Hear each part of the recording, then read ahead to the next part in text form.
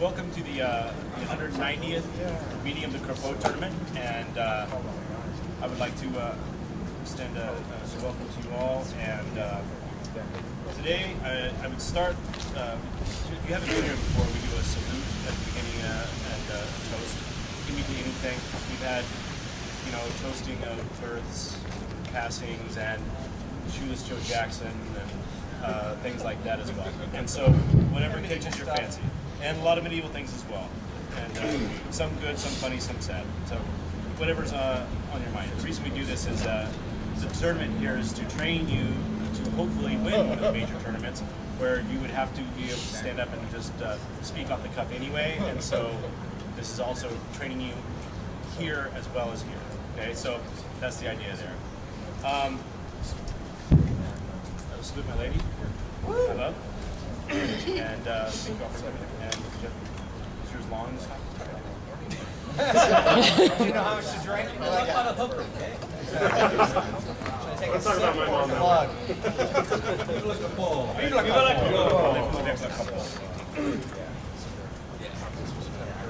So yeah, as you mentioned, sometimes talking history, Sir Stephen Greenwood asked us to remember history in this tournament. So a little something about this hooker that happened on this day in January 26, 1863.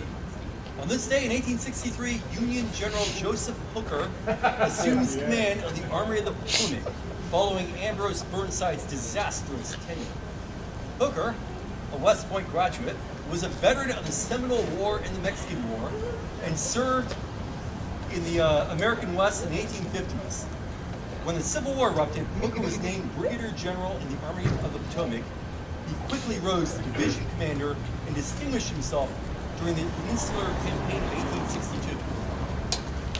He also continued to build his reputation as a hard drinker and womanizer.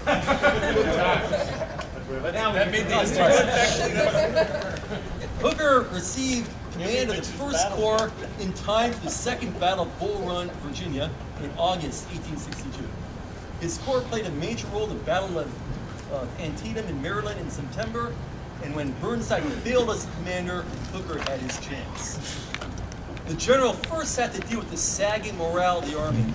He reorganized his command and instituted a badge system where each division had its own unique insignia. This helped build unit pride and identity, and Hooker led a re-energized army into Virginia in 1863. Hooker's appointment was part of President Abraham Lincoln's frustrating process of finding a winning general in the East.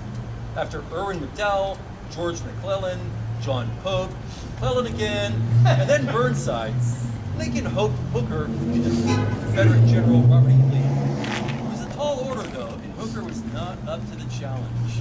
In May 1863, Hooker clashed with Lee at the Battle of Chancellorsville, Virginia, and the Union Army suffered a decisive and stunning defeat. Lincoln's search for an effective commander continued, and in the summer of 1863, Hooker was replaced with George Meade. So, to General Hooker, who got his ass kicked apparently, but has won. Right? He was That's why that made it as an interesting part, because he probably wasn't a very good general. So they're like, well, he's good enough to get to the top command. It doesn't say that. He wasn't number 1 pick. He was actually Also, He's the fish, right? so what it doesn't say though is that he was actually in charge of some, like supply depots or something in the Washington D.C. area, and in fact was involved with like dealing with the prostitutes in the area, and they were known as hookers women and therefore hookers. Oh, so well, that was a very Wow, all right. So, Totally made that up. I did not. Although it was really good if I could. So I want to raise a toast to the influence of prostitutes throughout history. I dare say that's a relatively unplumbed death.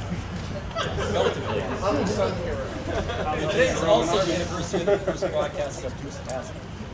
Which is also National. So I'd like to do a toast to Angela here, who is always here taping us. And for any fighter out there, you should be watching these fights. You should be out there every fight that you fight, looking, analyzing. I mean, even me, I'm sure he does it. We all look at our fights going, God damn, I should have done that. So, thank you. She killed him. Why didn't you wear that?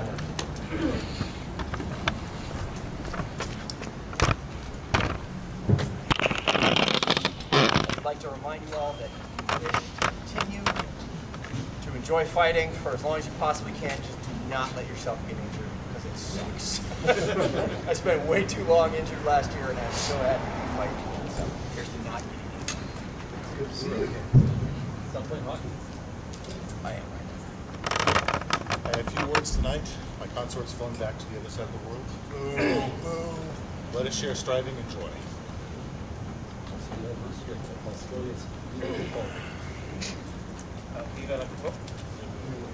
I just want to give a toast to family, whether it's SCA, household, or your actual real lifetime family.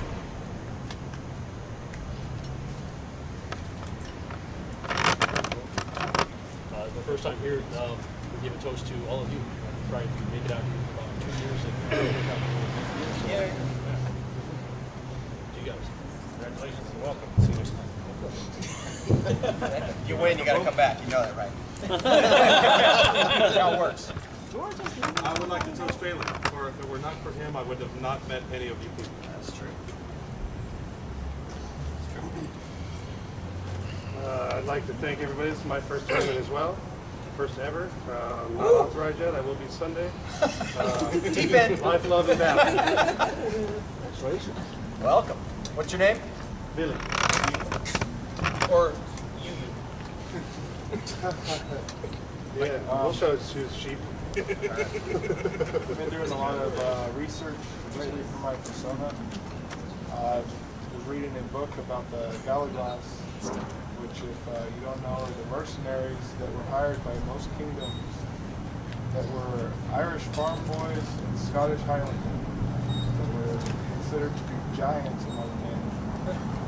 And the writer wrote in 1526, they come in plates of iron, helmets on their head of the color of rust, and with large axes.